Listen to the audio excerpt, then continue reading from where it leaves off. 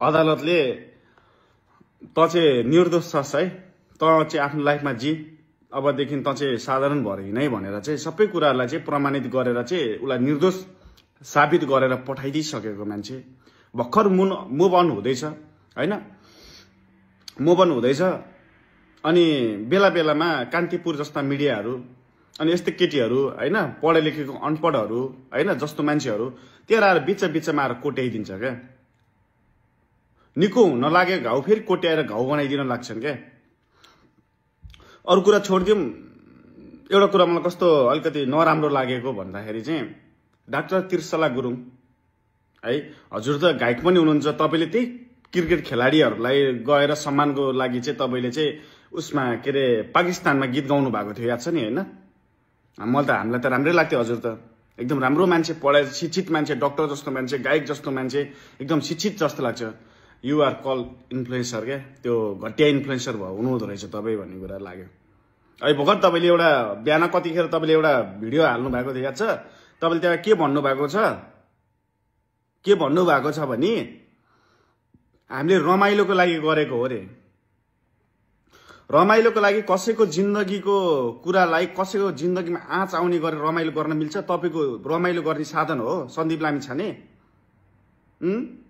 तिमीहरूको के अरे पोडकास्ट चलाउनलाई रमाइलो गर्ने चिज हो सन्दीप लामिछाने भनेको। सन्दीप लामिछाने भनेको कस्तो मान्छे तिमीले चिनेको छौ? त्यही भएर दिदीबहिनीहरू मुतुनो र थुतुनो जोगाउन जानिएन भने जिन्दगीले धेरै दुःख पाइन्छ। तपाईँ डक्टर जस्तो मान्छे, तर तपाईँ डक्टर हुनुहुँदैन, अनपढ हुनुहुँदो रहेछ।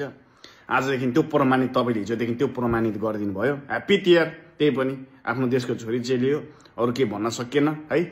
एउटा छोरा मान्छे जो खेलाडी, देशको चौथो अङ्ग, तेस्रो अङ्ग के भनिन्छ है। एउटा 18 वर्षको भन्दै 25-26 वर्षको आइमै लगाएर फसाइयो हैन, म भर्जिन हो म के अरे ऊ भन्दै फसाइयो, लास्टमा कति महिना जेल राखियो। सबैजनाको माया र साथले गर्दाखेरि उहाँ निस्किनु भयो, ताकि उहाँ गलत हुनुहुन्न थियो। र यही कुरालाई लिएर जतिखेर पनि घोचेको छ, पेचेको छ।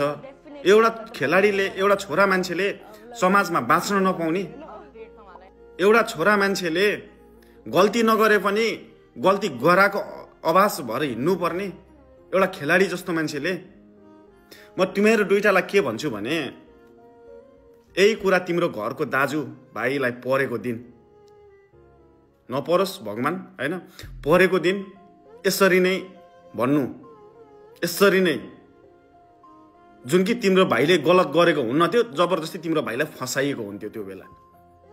अनि यसरी नै रमाइलो गरेर हिँड्नु। र फसाउने कस्ता मान्छेहरूले? तिमीहरू जस्तो मान्छेहरूले हो। तिमीहरू जस्तै मान्छेहरूले। तिमीहरू 18 वर्ष, तिमीहरू अहिले 22-25 वर्ष 26 वर्ष कति पुग्यो होला, 18 वर्षभन्दा मुनि 17 वर्षको म त भर्जिन हो भन्दै हिँड्छु, 4-5वटा बोयफ्रेन्ड बनाएर। त्यस्तो मान्छेहरू आएर सन्दीप लामिछानेलाई त यस्तो उस्तो भनेर हेर्यो। तिमीहरूको औकातले भ्याउँदैन, तिमीहरूको त्यो क्षमता छैन अहिलेसम्म। तिमीहरूले अहिलेसम्म देशको लागि के गरेको छौ देखाऊ त मलाई। युट्युबमा बोल्न बाहेक तिमीहरूले देशको लागि के गरेको छौ? त्यो केटा 2-4जना केटाहरूसँग च्याट गर्न बाहेक तिमीहरूले अहिलेसम्म के अरे देशको लागि के गरेको छौ? समाजको लागि के गरेर देखाएको छौ? पहिला मलाई देखा त। कति दिन चुप लागेर बस्ने, कति दिन सहेर बस्ने एउटा खेलाडीमाथि अन्याय हुँदाखेरि? जतिखेर पनि स्पष्टीकरण दिनुपर्छ भन्ने छैन नि? तिमीहरू जस्तो आइमेले गर्दाखेरि फसाइएको हो। अझै पनि कतिवटा खेलाडीहरू, अझै पनि कस्ता राम्रा मान्छेहरूलाई तिमीहरू जस्तो आइमेहरूले मिलेर फसाउँछौ। तिमीहरू भनेको त्यस्तो खालको मान्छे, क्यारेक्टर भएको मान्छे हो। यहीँबाट देखिन्छ तिमीहरूको बोली, सभ्यता भनेको मान्छेको बोलीबाट थाहा हुन्छ। यही बोलीबाट थाहा हुन्छ तिमीहरूलाई त मान हानेको मुद्दा लाग्छ, याद गर। जतिखेर पनि एउटा छोरा मान्छेलाई म आइमे हुँ के अरे फाँचो बोक्ने बित्तिकै सबै मान्छे सही हुँदैन, सबै छोरी मान्छे सही हुँदैन, याद गरेर हिँड। गलत भने गलत हुन्छ। कति दिन सहेर बस्ने? अब सहिँदैन।